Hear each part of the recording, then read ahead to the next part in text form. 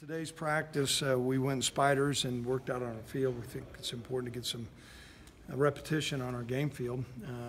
Kicking was excellent today.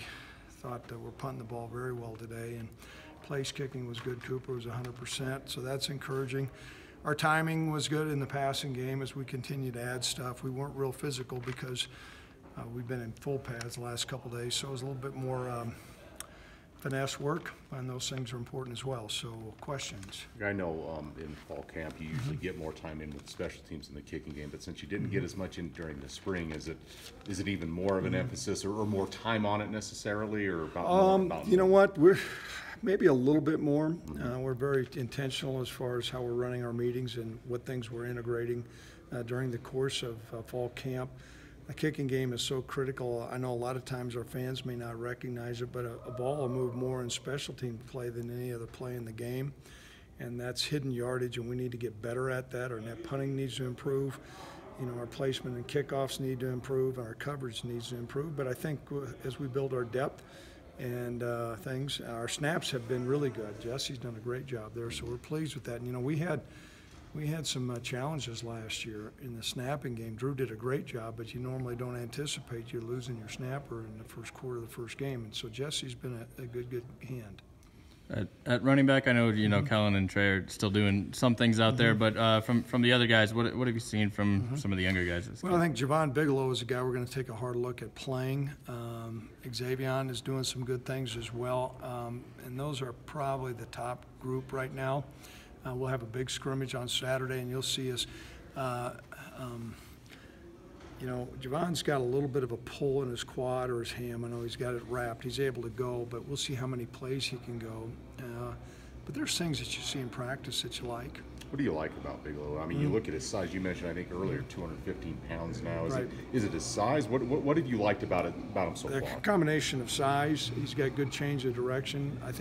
We think he's got good instincts. He's been reading some of the run keys well, carries his pads well, and he's got good speed, and so that's a good combination. And anytime you can be up to 215, that just gives you a little bit more added punch. I guess with Ria, what did you guys like about him that you decided to try him at running back?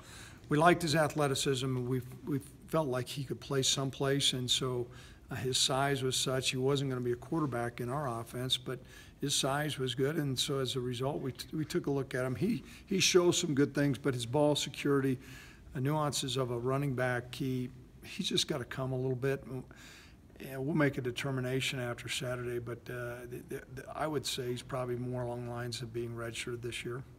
How important is it? Look, I know on offense you want to run the ball better, and obviously you got a new quarterback, but to have a guy or even a couple guys that can really stretch the field in the passing game at receiver and stuff. How important is that in your offense to not have everyone always be in the box and stuff? So how important is that, and where do you think that maybe stands, at least right at this point in camp? I think we can throw the ball deep.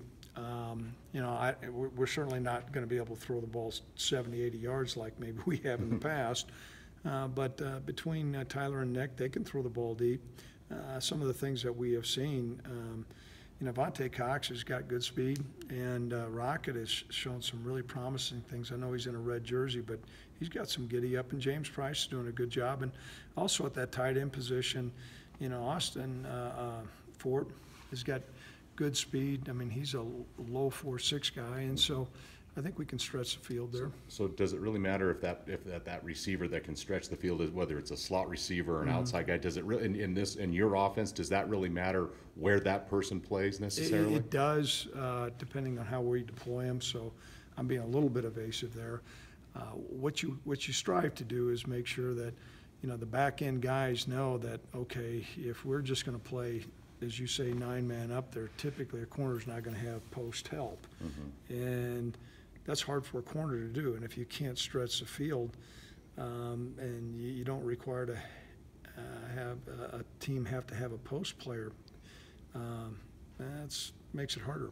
CJ had some pretty big plays his first 2 seasons in terms of those longer passes. Are there other guys who kind of have to step into that role a little bit more now that he's not going to be? I think it's time for James Price to really finish off his career on a high note, and it's important for James. James has worked hard this summer. He's got good length.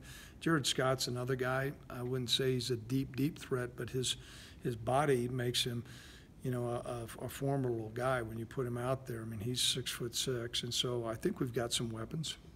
Injury-wise, anything new on the injury report as far as? No, nothing that would be significant, Robert.